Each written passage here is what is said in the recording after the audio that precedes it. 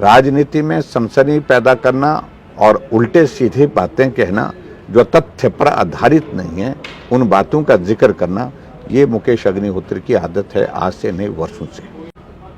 जब से कंगना रनौत को प्रत्याशी बनाया गया है, एक चर्चा बड़े पैमाने पर ये हो रही है कि अगर कंगना रनौत चुनाव जीतती हैं तब भी प्रदेश के कई नेताओं को खतरा है, और कंगना अगर चुनाव हारती हैं तब भी प्रदेश के कई नेताओं के करियर को खतरा है। इसमें सरकार नेता प्रतिपक्ष को बार बार निशाने पे ले रही है।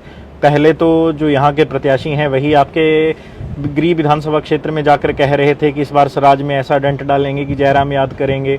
कल मुख्यमंत्री मंच से कह रहे थे कि इन्होंने पहले भी एक फिल्म डायरेक्ट करने की कोशिश की थी, रिवाज बदलेंगे, बदल नहीं पाया, ये तो फ्लॉप डायरेक्टर हैं। जो विजन की बात है विक्रमादित्य कर रहे हैं, काश वो ये विजन अपनी माता श्री जी को देते। उनके पिताजी सांसद रहे, तो अगर उनके पास विजन बचपन से ही आ गया है, इतना ज्यादा छोटी उम्र में आ गया, तो उनका भी मार्गदर्शन करते हैं कि वो तो नाटक करते हैं। उनकी अपनी स्थिति हास्यास्पद क्या बनी हुई है, और इस तरह की हास्यास्पद स्थिति बनी है कि महकमा उनके पास है, चलती उसमें नहीं है। शांता कुमार कहते हैं कि जो राज्यसभा में भी प्रकरण घटा, हमसे कोई सलाह मशवरा किया नहीं गया। पूर्व मुख्यमंत्री प्रेम कुमार धूमल कहते हैं कि मेरे घर भी सभी नेता तो आते हैं, महज औपचारिकता के लिए आते हैं, औपचारिकता हम भी निभा देते हैं। आपके ही मंत्रिमंडल के सहयोगी रहे हैं डॉक्टर रामलाल मारकंडा, वो तो इस संसदीय क्षेत्र का हिस्सा भी हैं, निर्दलीय चुनाव लड़ रहे हैं। राकेश कालिया जो आपके पास आए थे, कांग्रेस उनको फिर अपने पास ले गई, प्रत्याशी भी बनाया है। कैप्टन रणजीत सिंह जो आपकी ही पार्टी से चुनाव लड़े थे, अब कांग्रेस से चुनाव लड़ रहे हैं। वीरेंद्र कंवर कहते हैं कि जो घटनाक्रम घटा है, पत्थर मेरे दिल पे भी थोड़ा पड़ा है, पर मैंने भी अपने सीने पर पत्थर रखा है। रमेश धवाला भी पहले कह चुके थे कि अब ये वो वाली भाजपा रही नहीं है। ऐसे में आपको नहीं लगता कि ये जो 6 उपचुनाव हो रहे हैं, इनमें कहीं ना कहीं समस्या तो थोड़े भाजपा के लिए भी है? राज्यसभा की सीट जो बड़ी, जिसके लिए कॉन्टेस्ट ही नहीं होना चाहिए था, उसको विपक्ष जीत गया, भारतीय जनता पार्टी जीत गई। बहुत बड़ा प्रश्न चिन्ह सुखविंदर सुक्खू के नेतृत्व पर कांग्रेस पार्टी की जो कमांड, हाईकमांड ने एक भेजा था, एक टीम भेजी थी, उन्होंने किया है। रिपोर्ट गई है कि मुख्यमंत्री बदलना है। कि जयराम ठाकुर के कुछ आंतरिक मित्र थे जो चाहते थे जयराम ठाकुर मंडी लोकसभा से खुद चुनाव लड़ें, परंतु अब उन मित्रों को ये समझ नहीं आ रहा है कि इस पूरी स्क्रिप्ट में कंगना रनौत की एंट्री कहां से हुई। ये जो 4 लोकसभा के चुनाव हैं और 6 उपचुनाव हैं, क्या लगता है अब इनमें जयराम ठाकुर की फिल्म डायरेक्ट की हुई हिट होगी क्या? जो आपकी तो फिल्म तो है वो रिलीज होने से पहले ही वो फ्लॉप होगी बहुत बुरी तरह से। चुनावों का दौर है, भूमिकाओं का दौर समाप्त है। जनता ने सरकार का कार्यकाल भी देखा है, विपक्ष का कार्यकाल भी देखा है। धर्मशाला, गगरेट, कुटलहड़, बड़सर, सुजानपुर के बाद आज हम पहुंचे हैं मंडी संसदीय क्षेत्र में, और चर्चा के लिए हमारे साथ पूर्व मुख्यमंत्री नेता प्रतिपक्ष जयराम ठाकुर हैं। सीधा सवाल पे आते हैं, कंगना को लेकर आजकल चर्चाएं बहुत बढ़ गई हैं। पिछले कल उप मुख्यमंत्री भी कह रहे थे कि नेता प्रतिपक्ष को अपनी गरिमा का ध्यान रखना चाहिए, जो लोग आपको गाड़ी में बैठने के लिए मना कर रहे हैं उनके पीछे ज्यादा नहीं दौड़ना चाहिए। देखिए, एक तो मैं ये कहना चाह रहा हूँ, ये मुकेश अग्निहोत्री की एक आदत है, कुछ नई चीज़ें सनसनी पैदा करना, ऐसी चीज़ों को लेकर के हम एक नहीं अनेक जगह एक ही गाड़ी में ट्रैवल किए हैं, कार्यक्रम किए हैं। और आमतौर पर जब हम जाते हैं कुछ जगह, मेरे साथ साथी बैठे होते, पार्टी के पदाधिकारी होते हैं, विधायक होते हैं, तो हम अपनी गाड़ी में जाते हैं। लेकिन जहां हमको लगता है कि एक गाड़ी में होकर के ट्रैवल करना है, तो वहाँ इकट्ठा होकर के हम कुछ चीज़ें डिस्कस करते हैं, तो हम ट्रैवल इकट्ठा करते हैं। मैं किसी की गाड़ी में नहीं जाता हूँ, जिसने बैठना होता है मेरी गाड़ी में आते हैं। और वो कहीं मुझे मालूम नहीं किस मानसिकता के व्यक्ति हैं जो इन चीज़ों का जिक्र कर रहे हैं, और उनको इस बात को समझना चाहिए। कंगना रनावत जी कैंडिडेट हैं, और कैंडिडेट होने के नाते वो जिस प्रकार से यहाँ एक माहौल खड़ा करने में सफल हुई है पार्टी के साथ मिल करके, और हम सब लोग जब वर्किंग में इकट्ठा होकर के काम कर रहे हैं, तो उनके लिए परेशानी है स्वाभाविक रूप से। इसलिए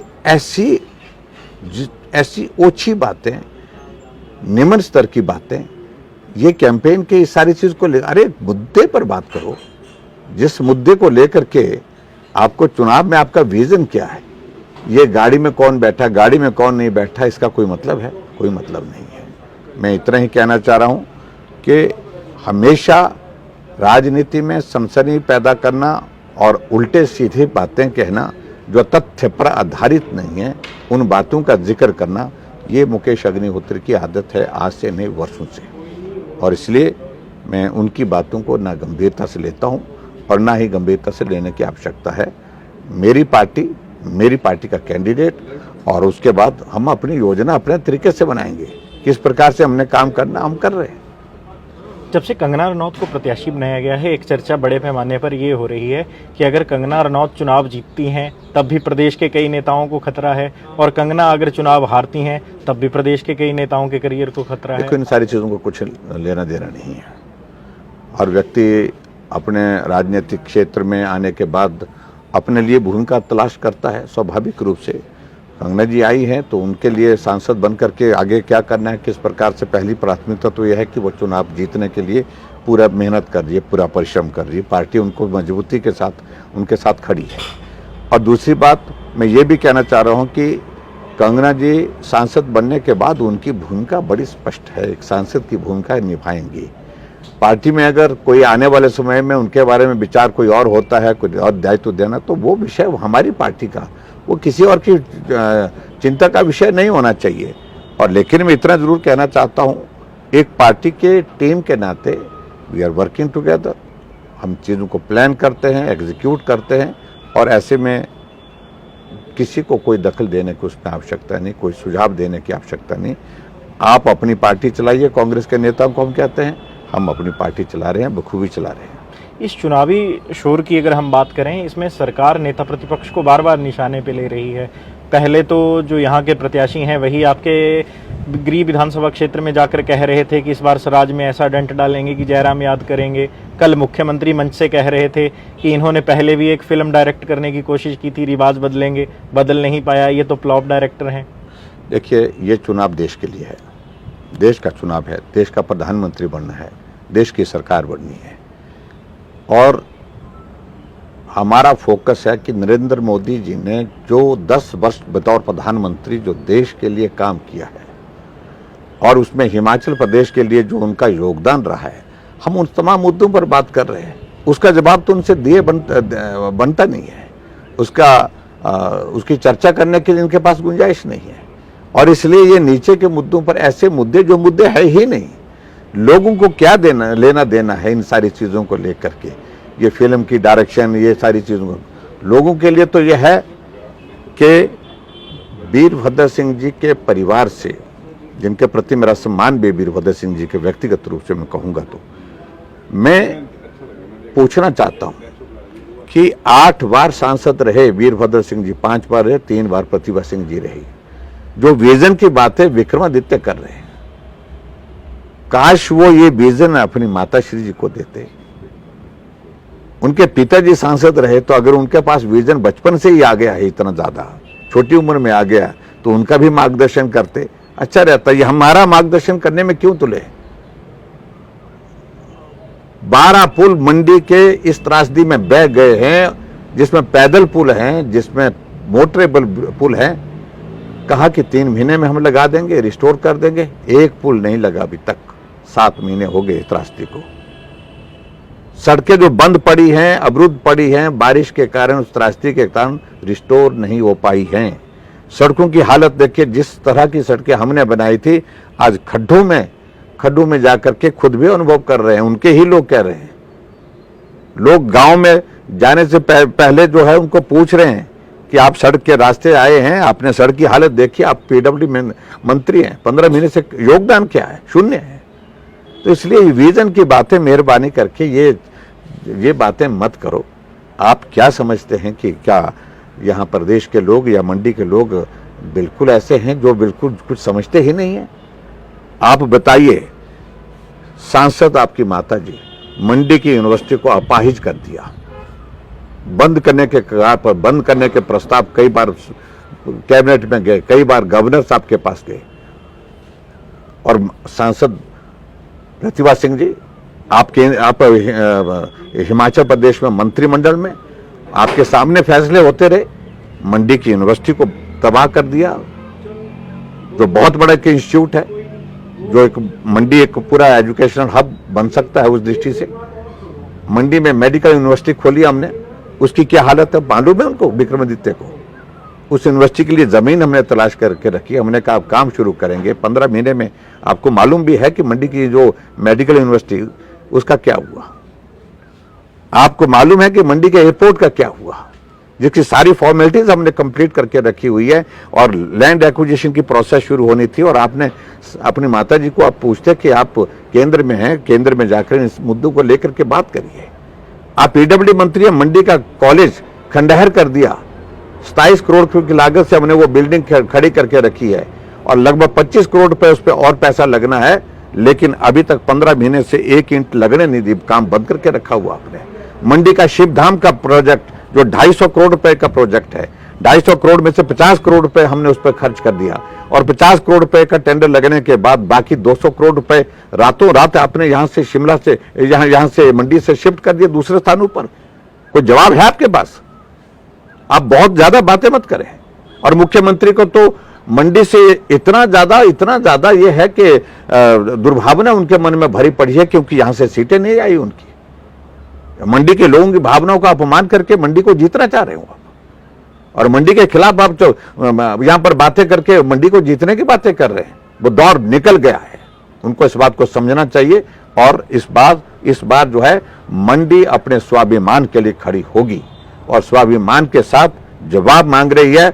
क्या हुआ यूनिवर्सिटी का, क्या हुआ शिवधाम का, क्या हुआ एयरपोर्ट का, क्या हुआ मेडिकल यूनिवर्सिटी का, क्या हुआ हमारे डिग्री कॉलेज के जो मंडी का सबसे बड़ा डिग्री कॉलेज, सबसे पुराना डिग्री कॉलेज, उसके भवन का, मंडी के डेवलपमेंट के सारे काम आपने रोक रखे। उप मुख्यमंत्री तो पिछले कल भी कह रहे थे कि यहाँ चाहे कोई ट्रेन लाएगा, जहाज लाएगा, हेलीकॉप्टर लाएगा, वो हमारा विक्रमादित्य ऐसे है कि वो तो नाटक करते हैं।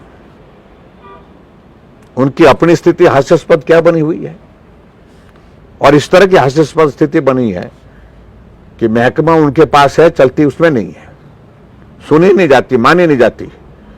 और मैं आपको बताऊं, तमाशा तो इस बात का है कि विक्रमादित्य एक सड़क का उद्घाटन करने के लिए कुछ सड़कों का उद्घाटन करने यहां मंडी आते हैं सांसद के साथ, PMGSY की सड़कें, और मुख्यमंत्री ने कहा कि मेरी इजाजत के बिना, मेरी परमिशन के बिना, मेरी अप्रूवल के बिना ये उद्घाटन कैसे हो गए।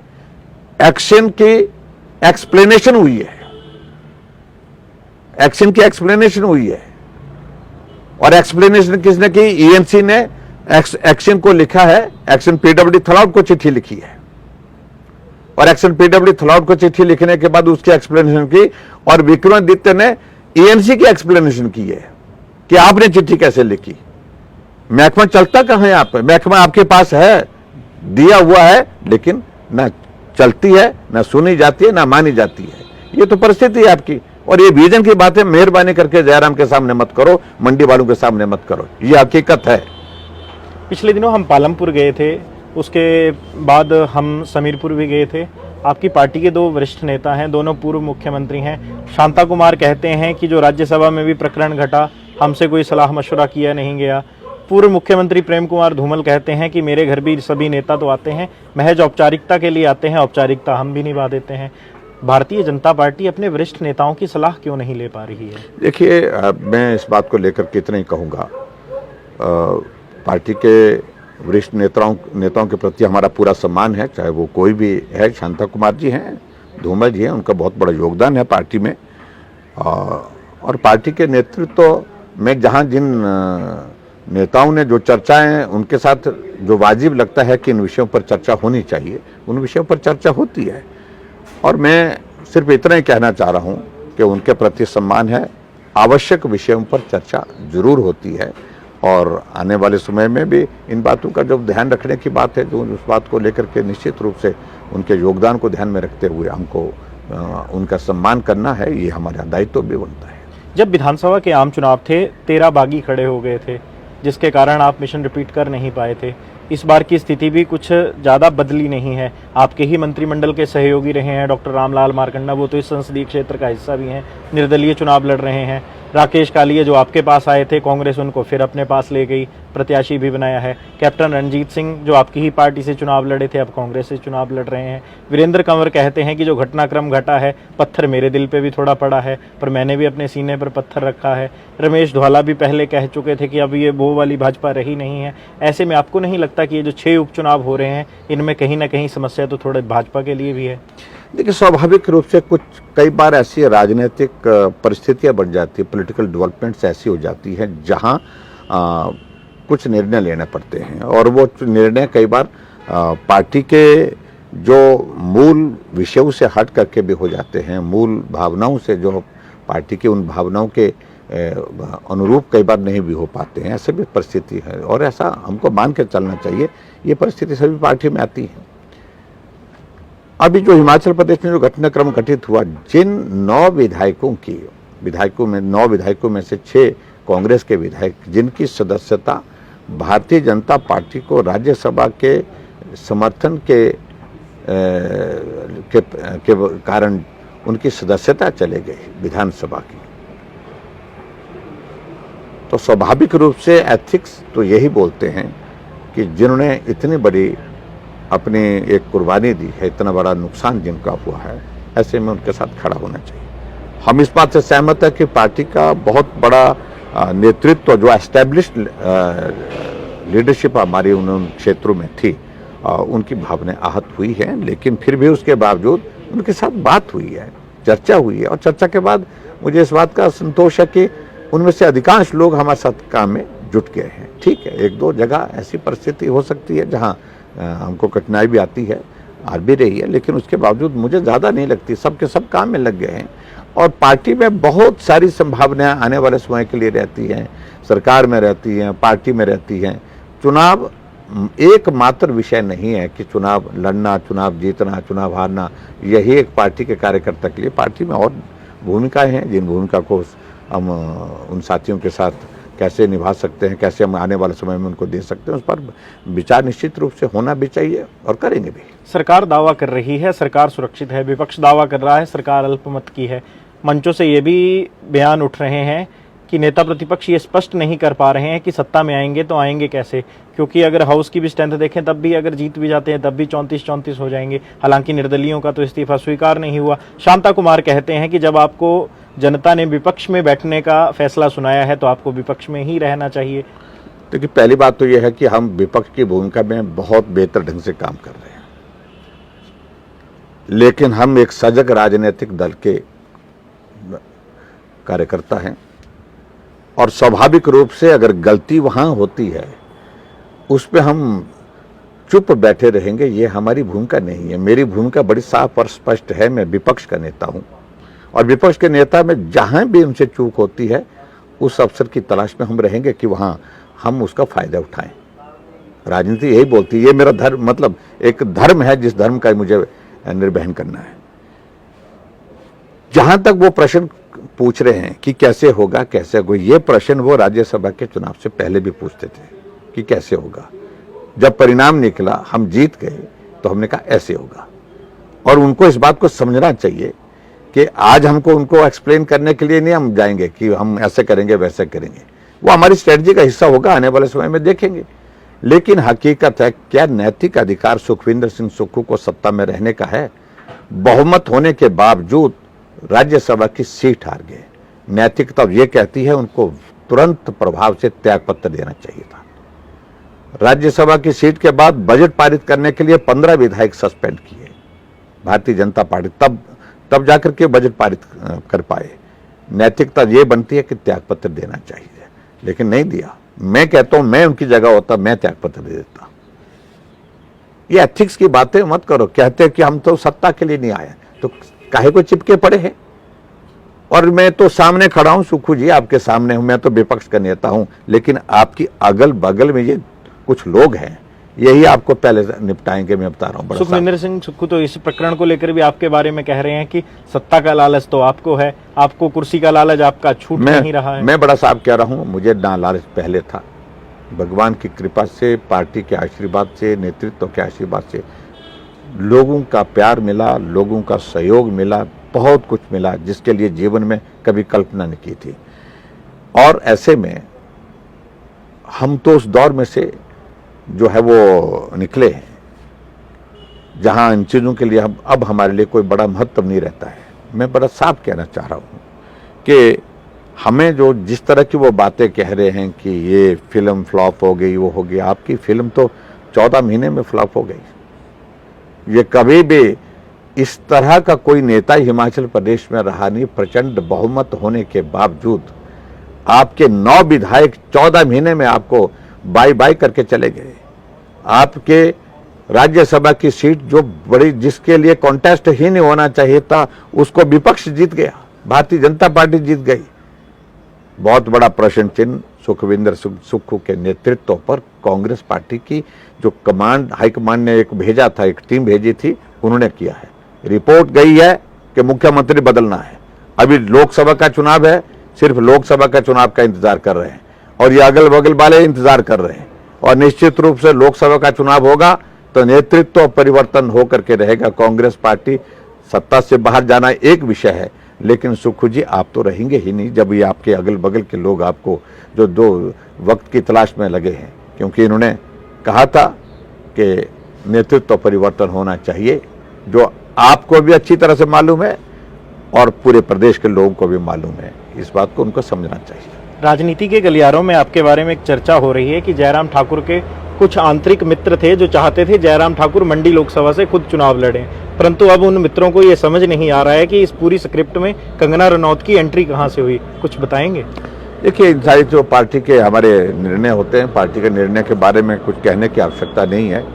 और मुझे इस बात को लेकर के यही कहना है कि पार्टी ने हमें जो भूमिका दी है, हम उस भूमिका को निभा रहे हैं। हमने पार्टी से ना ये मांगा ना वो मांगा। पार्टी ने जो कुछ भी दिया है आज तक, अपने आप चर्चा करने के बाद, विचार करने के बाद, निर्णय करने के बाद हमें जिम्मेवारी दी है। मैं पार्टी का मंडल के अध्यक्ष से लेकर के पार्टी का प्रदेश का अध्यक्ष रहा। मैं विधायक 27 वर्षों से हिमाचल प्रदेश की विधानसभा के अंदर हूँ। मंत्री के तौर पर रहा, चेयरमैन के तौर पर रहा और मुख्यमंत्री के तौर पर रहा। सब दायित्वों का निर्वहन कर चुका। अब मुझे इन सारी चीज़ों का कोई मतलब नहीं। मैं तो सिर्फ इतना ही कहना चाह रहा हूँ कि जो निर्णय हुआ, पार्टी ने सोच विचार करके निर्णय किया और पार्टी के नेतृत्व में जहां मोदी जैसे मजबूत नेतृत्व हमारा सौभाग्य है कि पार्टी को मिला है, जहां अमित शाह जी, जगत प्रकाश नड्डा जी पार्टी के निर्णय करते हैं, उस पर हम प्रश्न खड़ा करते ही नहीं है। ये जो 4 लोकसभा के चुनाव हैं और 6 उपचुनाव हैं, क्या लगता है अब इनमें जयराम ठाकुर की फिल्म डायरेक्ट की हुई हिट होगी क्या? देखिए, मैं अभी वक्त पर जवाब दूंगा, अभी कुछ नहीं मैं कहूँगा। मैं इतना कह रहा हूँ कि सुखविंदर सिंह सुक्खू जी जो बहुत फिल्मी अंदाज में कुछ बातों का जिक्र कर रहे हैं, आपका तो जो आपकी तो फिल्म तो है वो रिलीज़ होने से पहले ही वो फ्लॉप होगी बहुत बुरी तरह से। और जहाँ तक अभी तक मंडी की लोकसभा की सीट के बारे में, अभी तो मैं ये कहूँगा अभी तो ट्रेलर है, आगे फिल्म बाकी है, आप थोड़ा इंतज़ार करिए। हम जीतेंगे, बहुत बड़े बहुमत के साथ जीतेंगे और जो ये मान के चले हम ही जीतेंगे, हम ही कर सकते हैं, हमको ही करना आता है, उनकी गलतफहमी दूर होगी और लंबे समय के लिए दूर होगी। चुनावों का शोर था और इस शोर के बीच हम धर्मशाला, गगरेट, कुटलैहड़, बड़सर और सुजानपुर से होते हुए अब मंडी पहुंचे हैं और मंडी में चर्चा के लिए हमारे साथ पूर्व मुख्यमंत्री और नेता प्रतिपक्ष जयराम ठाकुर थे। संवाद भारत में अभी के लिए बस इतना ही। नमस्कार।